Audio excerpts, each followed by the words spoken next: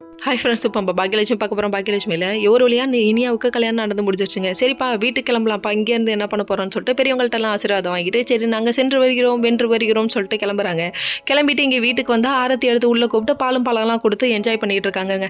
தாத்தா கிட்ட ஆசீர்வாதம் வாங்குங்கப்பான்னு சொல்ல 2 ரோஜா பூ மாலையை அப்படியே உதிரி விட்டுட்டு அதை அப்படியே தூக்கி போட்டு இவங்க ஆசீர்வாதம் வாங்கிட்டு அதுக்கப்புறம் பார்க்குறாங்களே, திரும்பி பார்த்துட்டு ஐயோ அவரவர் வாழ்க்கையில் ஆயிரம் மாற்றங்கள்னு சொல்லிட்டு இவங்க மொத்த குடும்பமும் சேர்ந்து ஃபீல் பண்ணி ஆட ஆரம்பிச்சிட்டாங்க. அதுக்கப்புறம் அது ஒரு அழகிய நிலா காலம், நம்ம ஜாலியாக இருந்தது, இப்போ நீ என்னை விட்டு போறியே அப்படின்னு சொல்லிட்டு ரொம்ப ஃபீல் பண்ணுறாங்க.